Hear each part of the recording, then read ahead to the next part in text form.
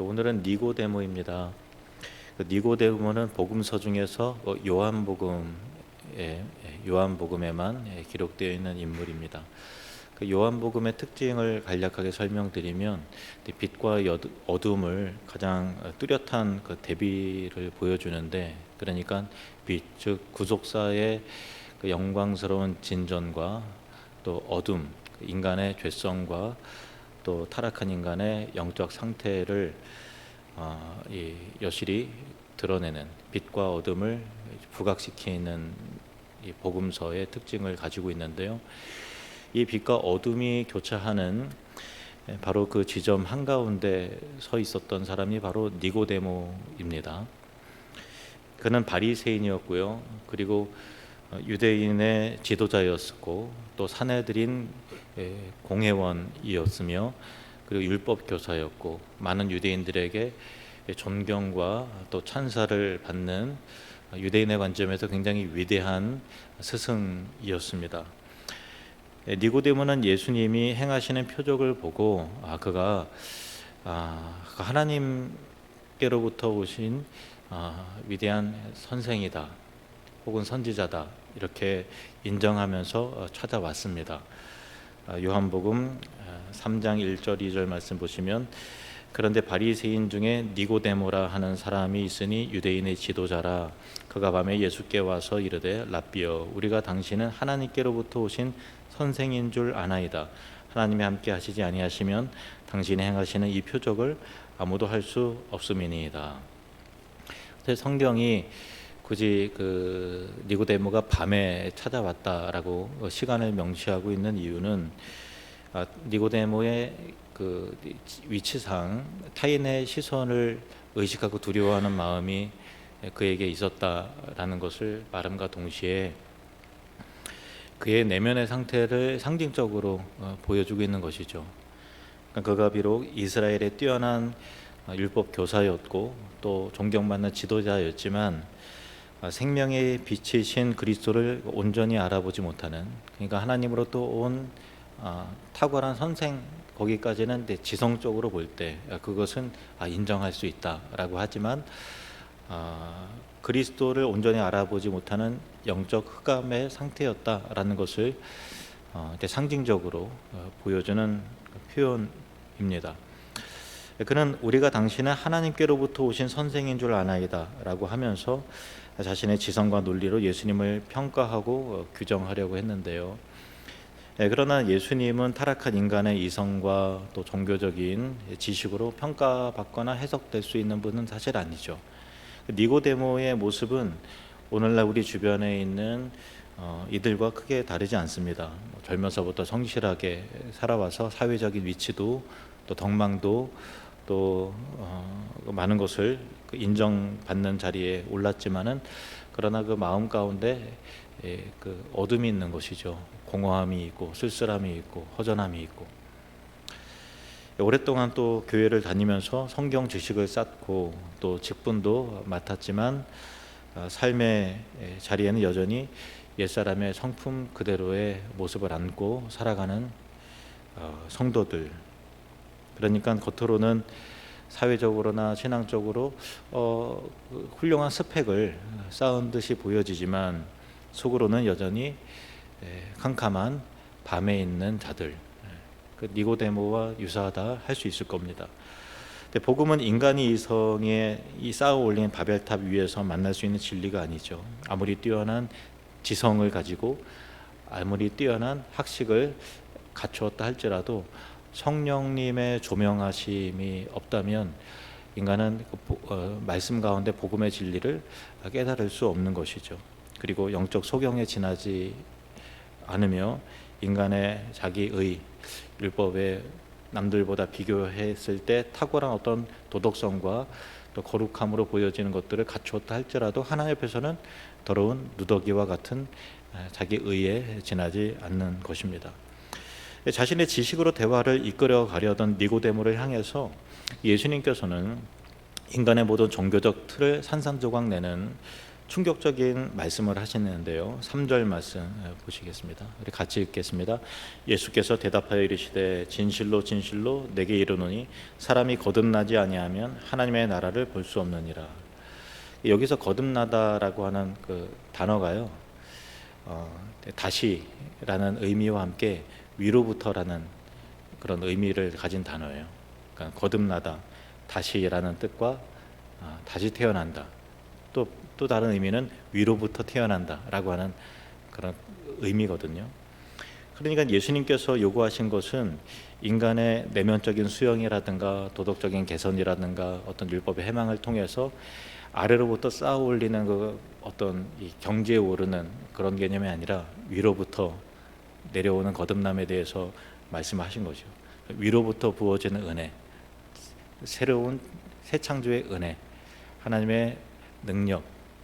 그러니까 위로부터 내려지는 영적인 거듭남이 없이는 결코 하나님 나라에 들어갈 수 없다라고 하는 예수님의 말씀이 니고데모에게는 굉장히 충격적이었던 거예요. 왜냐하면 평생 율법을 연구하고 율법이 전부였고, 그리고 율법을 바르게 행하고 최대한 지키면 그것으로 말미암아 구원에 이를 수 있다고 생각을 해왔거든요. 여느 바리새인처럼. 물론 예수님께 찾아왔던 이유는 자신이 율법을 지켰을 때 뭔가 만족함이었고 다다르지 못한다라는 율법의 허점도 아마 알고 있었을 거예요. 그렇지만은 그 고정관념을 스스로 깨트릴 수 없는 건데, 예수님께서는 구원의 진리에 대해서 전혀 다른 개념을 니고데모가 평소에 알지 못하고 깨닫지 못했던 것을 말씀하시는 거죠.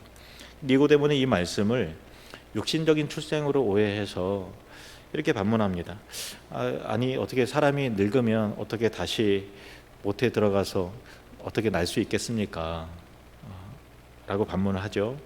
4절 말씀에 니고데모가 이르되 사람이 늙으면 어떻게 날 수 있사옵나이까? 두 번째 모태에 들어갔다가 날 수 있사옵나이까? 몰라서 묻는 거예요. 거듭난다 라고 하는 것이 생소한 개념이다 보니까 다시 태 속에 들어갔다 나온다는 건가?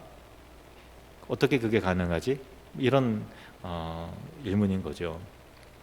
그러니까 이스라엘 최고의 선생조차 하늘의 신령한 원리를 땅의 언어로밖에 이해하지 못하는 영적 무지를 여실히 드러내죠. 이것은 모든 니고데모뿐만 아니라 성령께서 깨닫게 하지 못하면 영적인 의미를 모든 인간은 다 깨달을 수 없어요. 육적인 언어로밖에 받아들일 수 없는 거예요. 니고데모도 그랬다는 거죠. 그래서 예수님께서는 물과 성령으로 나지 않으면 안 된다는 말씀하시면서, 니고데모가 구약에 정통한 사람이잖아요. 그래서 에스겔서에 나온 말씀을 끌어다가 설명하십니다. 에스겔서 36장에 이런 말씀이 있어요. 또 새 영을 너희 속에 두고 새 마음을 너희에게 주되 너희 육신에서 굳은 마음을 제거하고 부드러운 마음을 줄 것이며.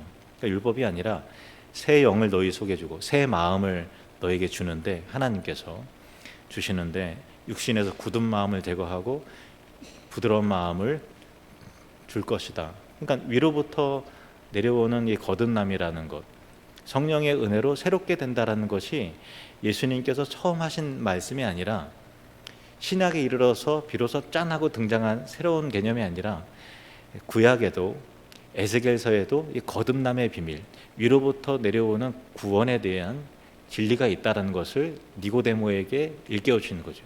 근데 니고데모는 그렇게 성경을 많이 읽었음에도 이것이 거듭남의 비밀에 관한 말씀인지 미처 알지 못했던 것이죠. 이처럼 이 거듭남이라는 것은 위로부터 내려오는 하나님께서 홀로 하시는 사역이라는 거예요. 더 나아가 예수님께서는 이 거듭남을 성령의 구원의 역사를 바람에 비유하십니다. 7절 8절 말씀 보시면 같이 읽겠습니다. 내가 내게 거듭나야 하겠다 하는 말을 놀랍게 여기지 말라. 바람이 임의로 불매 내가 그 소리는 들어도 어디서 와서 어디로 가는지 알지 못하나니 성령으로 난 사람도 다 그러하니라. 바람을 불 때 우리는 바람이 분다는 느낄 수 있죠. 바람이 부는구나. 그런데 어디로 왔다가 어디로 가는지, 그거는 우리가 바람이 임의로 불지 우리가 바람을 조정하거나 간파하거나 그걸 전혀 알 수 없는 거잖아요. 예측할 수가 없잖아요. 그러니까 구원의 은혜도 그래서 인간의 조건이라든가 자격이라든가 혈통이라든가 율법의 행위에 그 사람의 됨됨이, 이 사람은 좀 상식이 통하는 사람이야, 교양이 있는 사람이야, 이 사람은 좀 그래도 어느 정도 지성이 되니까 구원해야 되겠다, 어떤 인간의 조건과 자격에 전혀 상관이 없다는 거예요. 하나님의 주권적인 그 은혜와 바람이 임의로 부는 것 같이 성령께서 임의로 하시는 일이라는 것이죠. 그래서 우리가 그런 것들을 봐요. 저 사람은 절대 구원받을 수 없을 것 같아 하는 그런 사람도 어느 날 갑자기 눈물로 회개하고 돌아오고, 예배 시간에 꾸벅꾸벅 졸던 사람도 어느 순간에 갑자기 그 말씀을 알아듣기 시작하고 하시는 그런 모든 그 일들을 볼 때 사람의 논리라든가 또 인간의 이성으로 도저히 설명될 수 없는 구원의 그 비밀이 있는 것이죠. 이것이 바로 성령께서 임의로 불어오시는 바람의 흔적이라 할 수 있을 것입니다. 창세 전부터 택하신 자들을 향해서 거침없이 불어오는 그 바람 앞에서 니고데모가 평생 쌓아온 그 율법주의적인 성취는 이제 흔들리기 시작하는 거죠. 니고데모가 여전히 주님, 어찌 그런 일이 있을 수 있나이까 라면서 의심이 갇혀 있을 때 예수님께서는 또 구약을 니고데모가 잘 아니까 구약의 특별한 사건을, 구속사의 위대한 예표인 광야의 노뱀 사건을 이제 꺼내십니다. 14절 15절 말씀 시작. 모세가 광야에서 뱀을 든 것 같이 인자도 들려야 하니 이는 그를 믿는 자마다 영생을 얻게 하려 하심이니라. 민수기 21장에 보면은 이스라엘 백성들이 범죄해서 불뱀에 물려서 이제 죽게 되거든요. 근데 그들이 다 죽어가는 상황 속에서 살 수 있는 길이 단 하나 열렸어요. 그건 뭐냐면은 상처에 약을 바르거나 특별한 약초를 만들어서 해독제가 돼서 그거를 이제 상처에 바르라거나 그런 게 아니라 전혀 우리의 인간의 이성으로 상식적이지 않은 그런 방법을 하나님이 제시하시고 모세가 그것에 순종을 해요. 그것은 뭐냐면은 장대의 노뱀을 만들어다가 그 장대 높이 매다는 거예요. 그러니까 뱀에 물려서 죽게 됐는데 뱀을 보면 살게 된다라고 하는 것이 너무 이상하잖아요, 사실은. 왜 뱀의 형상을 만들어 달라고 하셨을까? 뱀은 창세기 성경에서 좋은 의미로 쓰인 예가 거의 없잖아요. 창세기 3장부터 인간을 유혹하여 타락시킨 주범이었고, 또 지금 이스라엘 백성을 물어 죽이고 있는 바로 그 짐승이 바로 뱀이었습니다. 뱀은 죄와 저주와 죽음, 또 죄의 원흉 그 자체를 상징하죠. 하나님은 영광스러운 천사의 형상이 아니라 딱 봤을 때 저거 너무나 영광스럽고 거룩한 형상이기 때문에 저걸 보면 그래도 뭔가 그 거룩한 광채가 나한테 딱 와서 고침을 받을 것 같아 라고 하는 그런 개념이 아니라 그들을 물어 죽이는 바로 그 뱀의 모양을 바라보라고 하셨다는 거예요. 사람은 본능적으로 아름답고 거룩해 보이는 것에서 구원의 실마리를 찾으려고 하잖아요. 뭔가 도덕적으로 옳은 것, 영광스러워 보이는 것, 거룩해 보이는 것으로 구원의 실마리를 찾으려고 하죠. 근데 하나님의 방법은 정반대였다라는 거예요. 이것이 십자가의 그리스도를 정확히 가리키는 예표인 것이죠. 노뱀이 죽음을 부르는 뱀의 형상을 하고 있었듯이 십자가에 달리신 그리스도도 우리 육신의 눈으로 볼 때 영광스러운 왕의 형상이 아니라 죄인이 받아야 할 저주의 모습으로, 가장 흉악한 범죄자의 모습으로, 너무나 끔찍한 모습으로, 저걸 바라본다고 무슨 효과가 있을까라고 하는 그런 처참한 모습으로, 끔찍한 모습으로 온몸이 갈갈이 찢겨서 그렇게 달리셨죠. 마치 죄의 원흉처럼. 그러니까 틀림없이 저 사람은 그냥 범죄자가 아니라 엄청난 하나님의 진노와 저주를 받아 죽은 것이 틀림없어, 이렇게 생각할 수밖에 없는 그런 형상을 가지고 나무에 달리셨다라는 거죠. 갈라디아서 3장 13절 말씀 같이 읽겠습니다. 그리스도께서 우리를 위하여 저주를 받은 바 되사 율법의 저주에서 우리를 속량하셨으니 기록된 바 나무에 달린 자마다 저주 아래에 있는 자라 하였습니다. 나무에 달린 자마다 저주의 아래에 있는 자. 그래서 나무 십자가 위에서 저주받은 자의 형상으로, 그 모습으로 마치 이 죄의 원흉인 뱀이 장대에 달려 있는 것처럼 그렇게 죽으신 것이죠. 죄를 알지도 못하신 그리스도께서 친히 하나님의 모든 심판과 저주와 진노의 잔을 다 받으시고 처참한 자의 모습으로 나무에 달리셨죠. 하나님은 우리에게 눈에 보기에 좋은 화려한 것을 바라보라 하지 않으시고 우리의 죄를 대신 짊어진 흉악한 모습, 그 십자가에 달려 죽으신 그리스도를 바라보라 하신 것이죠. 그리고 그 바라본 자체가 이미 믿음이었어요. 왜냐하면 상식적이지 않잖아요. 믿음으로만 바라볼 수 있는 거잖아요. 물린 자가 노뱀을 쳐다본다고 독이 사라지는 것이 아니었죠. 하나님의 말씀을 믿고 고개를 들어 쳐다본 즉시 그 믿음으로 말미암아 그들은 깨끗하게 치유와 다시 회복을 얻게 되었던 거죠. 그게 전부였어요. 그들 스스로가 노뱀을 만든 것도 아니었고 그냥 쳐다보기만 했어요. 근데 거기에 믿음이 필요했죠. 저걸 본다고 달라질까? 근데 본 자들은 다 살아났다는 거예요. 단순하죠. 근데 거기에 반드시 믿음이 필요했습니다. 이스라엘 백성은 노뱀을 만들거나 다른 일에 아무 역할도 하지 않았죠. 그저 바라보았을 뿐입니다. 그리고 바라본 자는 살아나게 되었어요. 예수님께서는 구약에 정통했지만 이 거듭남과 구원의 비밀에 대해서 캄캄하게 닫혀 있었던 니고데모에게 구약의 구속의 예시를 보여주면서 하나님 나라에 이르는 유일한 길을 이 장면으로 말씀을 하셨습니다. 율법을 완벽하게 지키려는 몸부림을 멈추고 자기 상식과 고집과 자기 판단을 다 내려놓고 십자가에 높이 들리신 장대에 달린 노뱀처럼 그렇게 흉악하게 높이 들리신 그리스도를 믿음으로 바라보는 길, 그것을 말씀하셨습니다. 물론 니고데모는 그때 예수님의 이 설명을 다 알아듣지 못했을 거예요. 도대체 무슨 말인가 싶었겠죠.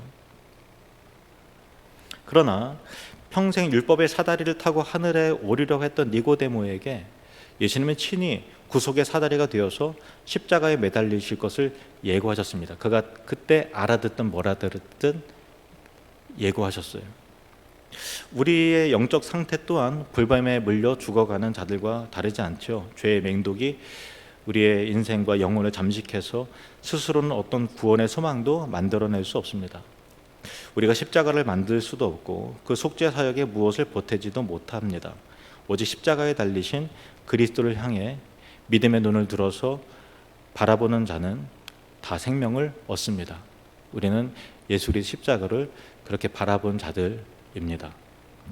요한복음 3장에서 침묵 속에서 니고데모는 퇴장합니다. 그러다가 요한복음 7장에 잠깐 다시 등장을 하는데 대제사장들과 바리새인들이 예수님을 잡고자 할 때 니고데모는 공회원들 틈에서 조심스럽게 예수님에 대해서 이제 살짝 변론하고 방어하는 목소리를 살짝 내죠. 요한복음 7장 50절 51절 말씀. 그 중에 한 사람 곧 전에 예수께 왔던 니고데모가 그들에게 말하되 우리 율법은 사람의 말을 듣고 그 행한 것을 알기 전에 심판하느냐? 예수님에 대해서 분노가 가득 차서 막 잡자 죽이자 하니까 우리 율법은 사람의 말을 듣고 그 행한 것을 알기 전에 심판하느냐? 제대로 알아보지 못하고 변론할 기회도 주지 않고 그렇게 하느냐? 이것이 적법한 게 맞냐라는 거죠. 아직은 자신의 신앙을 전면에 드러내지 못하는 소극적인 제자의 모습입니다. 그렇지만 그는 더는 과거의 편견에 사로잡혀 있지 않다는 사실만은 분명하죠. 마치 오랫동안 신앙을 감추고 살던 사람이 주변 동료들이 저 사람 교회 다녀 예수님 믿어 그걸 몰라요. 근데 내가 마음 가운데 신앙은 생긴 거예요. 근데 직장 동료들이 기독교에 대해서 오해와 편견과 무시와 부당한 말을 하니까 그것에 대해서 내가 변론하면서 작은 목소리를 하나 내는 그런 것과 유사한 것입니다. 아직 온전히 드러내지 못했어도 그 내면에는 이미 뭔가가 달라지고 있는 것이죠. 생명의 거듭남의 생명은 즉각적으로 완성되지 못했어도 영혼 깊은 곳에서부터 은밀하고도 강력하게 자라나고 있는 거예요. 니고데모는 그 안에 믿음이 자라나고 있었고 거듭남의 은혜가 임하게 된 것입니다. 그리고 마침내 요한복음 19장에 니고데모가 다시 또 마지막으로 등장합니다. 구속사의 절정의 갈보리 언덕, 예수님이 십자가에 달리시고 죽으시는 그 밤에 니고데모의 신앙은 완전히 빛 가운데로 나와요. 예수님께서 십자가에서 숨을 거두시고 그토록 따르던 12 제자들마저도 로마의 권력과 또 무력 앞에서 모두 다 두려워서 예수님 부인하고 저주하고 다 도망가고 다 떠났던 그 상황 속에, 그 절망의 시간에 니고데모가 몰약과 침향 섞은 것을 100리트라, 그러니까 우리 식으로 말하면 한 30kg 정도 되는 것을 가지고 십자가 앞으로 당당히 나와요. 왕의 장례에나 쓰일 법한 엄청난 양의 가치의 향품이었어요. 요한복음 19장 38절에서 40절 말씀 보시면은 아리마대 사람 요셉은 예수의 제자이나 유대인이 두려워 그것을 숨기더니 이 일 후에 빌라도에게 예수의 십체를 가져가기를 구하매 빌라도가 허락하는지라 이에 가서 예수의 시체를 가져가니라. 일찍이 예수께 밤에 찾아왔던 니고데모도 모략과 침향 섞은 것을 100리트라쯤 가지고 온지라. 이에 예수의 시체를 가져다가 유대인의 장례 법대로 그 향품과 함께 세마포로 쌌더라. 예수님의 죽으심을, 장례를 이렇게 왕의 장례를 치를 법한 귀한 것으로 그렇게 합니다.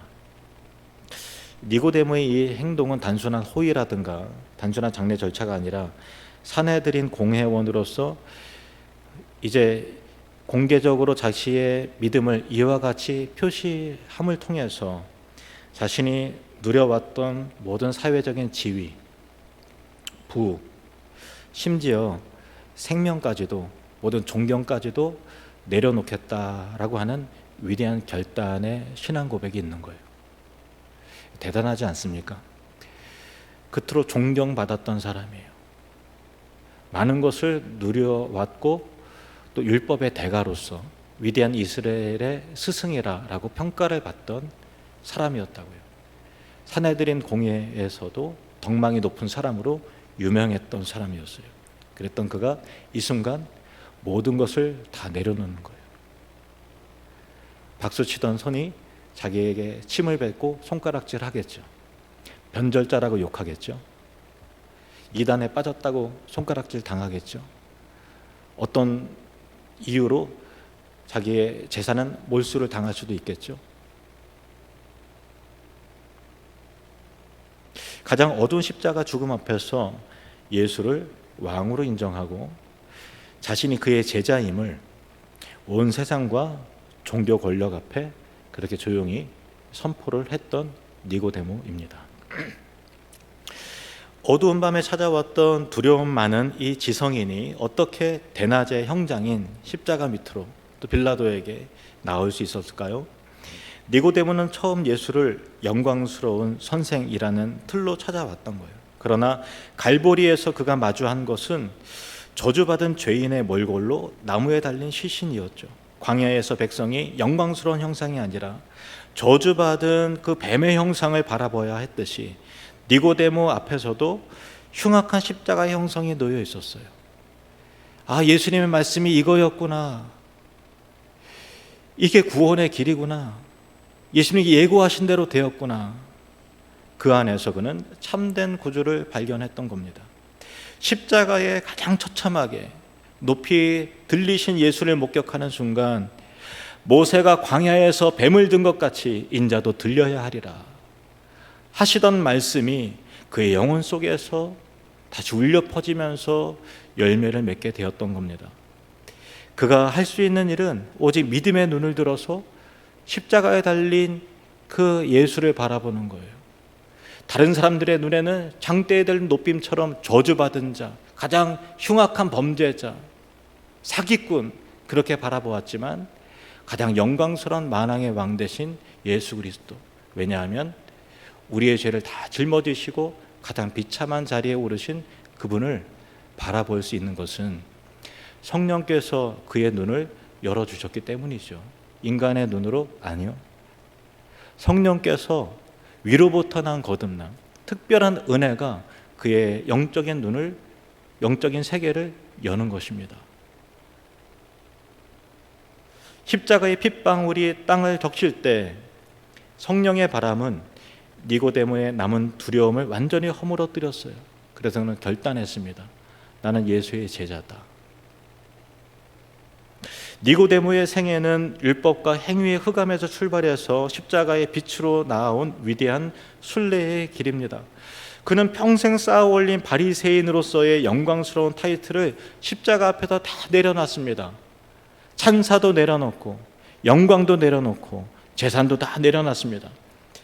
수많은 유대인들로부터 위대한 스승이라고 칭송받았던 인간의 자랑은 이제 구원의 십자가 앞에서 철저히 파산 선고를 받았습니다. 그럼에도 그는 개의치 않았을 겁니다. 오직 하나님의 은혜로 거듭난 자만이 자기를 부인하고 생명의 주님을 쫓을 수 있는 것이죠. 이것이 자기 부인입니다. 이것이 니고데모가 선택한 길이었습니다. 이것이 우리가 따라가야 할 또한 제자의 길인 것입니다. 성경은 니고데모의 이야기를 통해서 오늘 우리에게 도전합니다. 우리의 모든 무능력과 죄악을 인정하고 십자가에 높이 달리신 예수 그리스도를 바라보길 원합니다. 내 속에 굳은 마음을 제거하시고 부드러운 마음을 새롭게 새 창조하시는 성령의 바람에 우리의 인생과 영혼의 돛을 내어 맡기길 원합니다. 밤의 장막을 걷어내고 의심의 장막을 걷어내고 십자가의 그 광명의 빛 가운데로 담대히 나아가길 원합니다. 니고데모가 두려움을 떨치고 십자가의 시신 앞에 몰약을 부었듯이, 그래서 왕의 장례를 치렀듯이 오늘 우리도 세상의 조롱과 고난 앞에서 십자가 복음을 지키며 생명을 드리는, 자기를 부인하는 참된 제자로 살아가기를 결단하길 원합니다. 니고데모의 밤을 광명으로 바꾼 것은 아마 예수님의 이 말씀이었을 겁니다. 성경에서 제일 그래도 유명한 말씀, 니고데모에게 하신 그 말씀이죠. 하나님이 세상을 이처럼 사랑하사 독생자를 주셨으니 이는 그를 믿는 자마다 멸망하지 않고 영생을 얻게 하려 하심이라. 세상을 향한 하나님의 놀라운 사랑이 저와 여러분에게도 동일하게 부어지고 있는 줄로 믿습니다. 위로부터 부어지는 그 영광스러운 거듭남의 은혜가 저와 여러분을 이 세상에 속하지 않은 채 하나님의 나라를 통찰하고 증언하는 예수 그리스도의 진정한 증인으로, 자기를 부인하고 십자가를 지고 주님을 따르는 그런 진정한 제자로 이끄시는 은혜가 있기를 주님의 이름으로 축복합니다.